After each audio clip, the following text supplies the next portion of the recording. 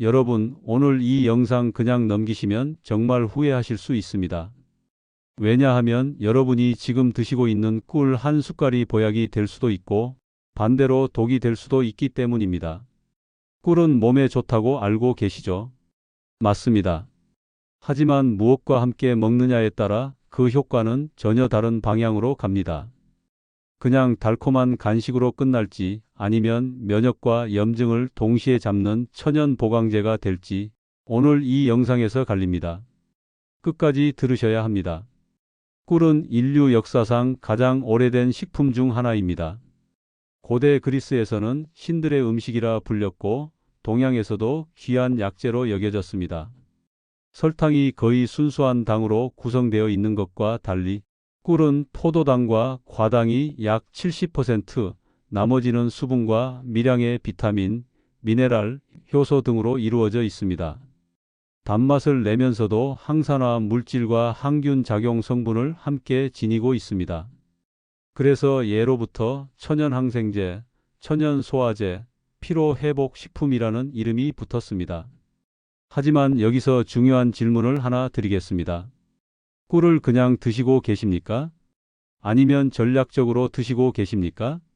같은 꿀이라도 마늘과 만나면 피로 회복에 강력한 조합이 되고 무와 만나면 기관지를 살리는 음료가 되며 생강과 계피와 만나면 염증 완화와 혈액순환에 도움을 줄 수 있습니다. 반대로 혈당이 높은 분이 무심코 과량 섭취하면 오히려 부담이 될 수 있습니다. 방향이 중요합니다. 오늘은 꿀과 함께 먹으면 그 효능이 배가 될 수 있는 세 가지 조합을 과학적 근거와 함께 말씀드리겠습니다. 그리고 체내 흡수율을 높이는 구체적인 방법, 마지막으로 진짜 좋은 꿀을 고르는 기준까지 정리해 드리겠습니다. 첫 번째는 꿀과 마늘입니다. 마늘은 세계적으로 슈퍼푸드로 꼽힙니다. 그 핵심 성분은 알리신입니다. 특유의 알싸한 향을 만드는 이 성분은 강력한 항균 작용을 하는 것으로 알려져 있습니다. 연구에 따르면 알리신은 세균과 곰팡이의 증식을 억제하는 데 도움을 줄 수 있다고 보고된 바 있습니다. 또한 면역 세포의 활성화와 연관된 작용도 관찰되었습니다. 하지만 마늘은 많이 먹기 어렵습니다. 위에 부담이 가고 속이 쓰릴 수 있습니다. 바로 이 지점에서 꿀이 등장합니다. 꿀의 부드러운 당 성분과 점성이 마늘의 자극을 완화해주고 꾸준히 섭취하기 쉽게 만들어줍니다. 단순히 맛을 중화하는 것 이상의 의미가 있습니다. 꿀 속에는 티아민이라는 비타민 B군 성분이 들어 있습니다. 마늘의 알리신과 티아민이 결합하면 알리티아민이라는 형태로 변환됩니다. 의학계에서는 이 형태가 체내 흡수율이 높아지고 피로 회복에 도움을 줄 수 있다고 설명합니다. 실제로 알리티아민은 일부 영양제 성분으로도 활용됩니다.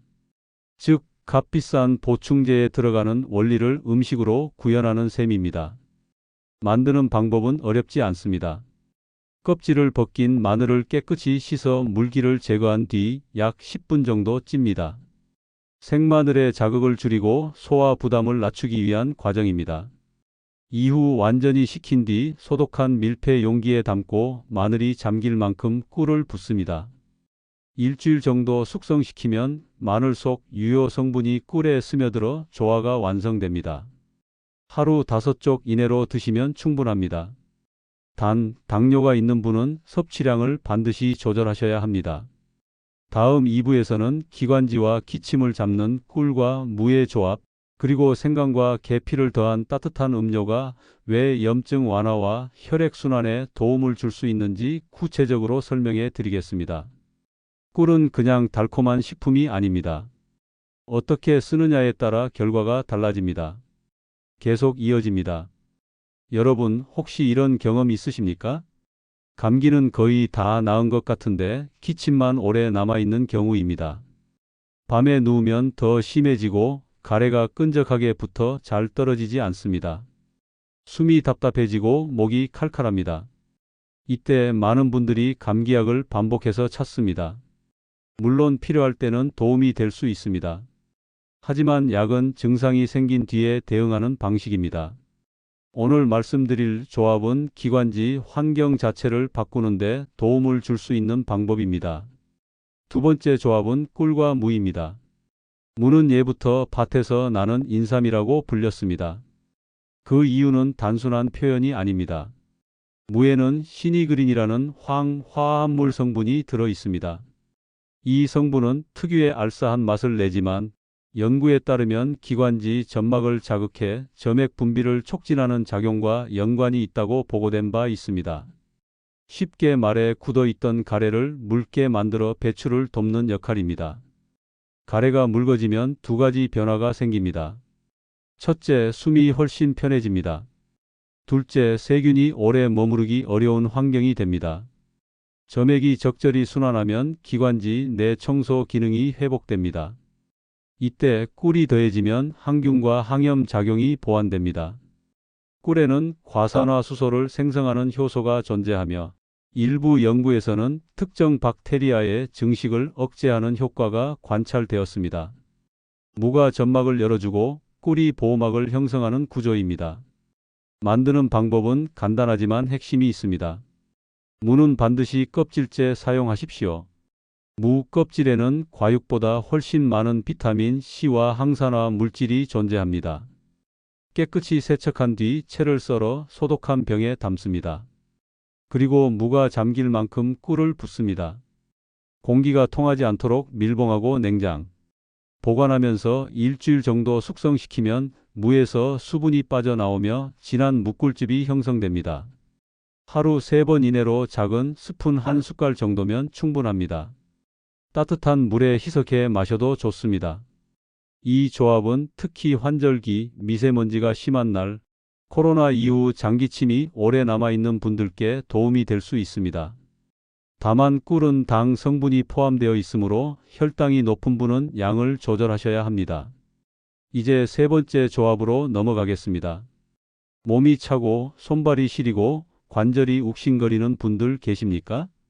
특히 아침에 일어나면 무릎이 뻣뻣하고 어깨가 굳어있는 느낌이 든다면 주목하십시오. 꿀과 생강, 계피, 그리고 우유를 더한 허니 진저 라떼입니다. 생강은 오래전부터 몸을 따뜻하게 하는 식재료로 사용되어 왔습니다. 진저롤과 쇼가올이라는 성분이 혈액순환을 촉진하는 데 도움을 줄 수 있다고 보고된 바 있습니다. 계피 역시 항산화 성분이 풍부하며 혈관 확장과 염증 완화에 긍정적인 작용을 한다는 연구가 있습니다. 여기에 꿀이 더해지면 맛뿐 아니라 항산화 작용이 보강됩니다. 그리고 우유 속 칼슘과 트립토판 성분은 신경 안정과 수면 리듬 조절에 관여합니다. 특히 트립토판은 세로토닌과 멜라토닌 합성에 필요한 전구 물질입니다. 꿀의 당 성분이 트립토판의 뇌 내 이동을 돕는다는 보고도 있습니다. 그래서 이 음료는 단순히 따뜻한 차가 아니라 관절과 수면을 동시에 고려한 조합입니다. 만드는 방법도 어렵지 않습니다. 우유 200ml를 따뜻하게 데운 뒤 생강청 한두 큰술, 꿀 1큰술을 넣고 마지막에 계피가루를 살짝 뿌립니다. 아침에 마시면 체온과 신진대사를 끌어올리는 데 도움이 될 수 있습니다. 다만 자기 직전에는 피하는 것이 좋습니다. 체온이 상승하면 오히려 잠들기 어려울 수 있기 때문입니다. 다음 3부에서는 진짜 좋은 꿀을 고르는 법, 사양 벌꿀과 천연 벌꿀의 차이, 라벨에서 반드시 확인해야 할 기준까지 구체적으로 정리해 드리겠습니다. 같은 꿀이라도 품질에 따라 영양 성분은 크게 달라집니다. 끝까지 함께 하십시오. 계속 이어집니다. 여러분 혹시 이런 경험 있으십니까? 분명 꿀을 샀는데 맛은 달기만 하고 향이 거의 없습니다. 오래 두어도 굳지 않고 계속 묽습니다. 가격은 저렴했지만 왠지 모르게 찜찜합니다. 사실 꿀은 겉으로 보기에는 모두 비슷해 보입니다. 그러나 벌이 어떻게 만들었는지에 따라 그 성분은 크게 달라집니다. 우리가 시중에서 만나는 꿀은 크게 두 가지로 나뉩니다. 하나는 벌이 자연에서 꽃의 화미를 채집해 만든 천연 벌꿀이고, 다른 하나는 벌에게 설탕물을 먹여 생산량을 늘린 사양 벌꿀입니다. 겉모습은 거의 구별하기 어렵습니다. 하지만 영양 성분의 종류와 농도는 차이가 날 수 있습니다. 천연 벌꿀은 꽃의 종류에 따라 항산화 물질과 효소 조성이 달라집니다.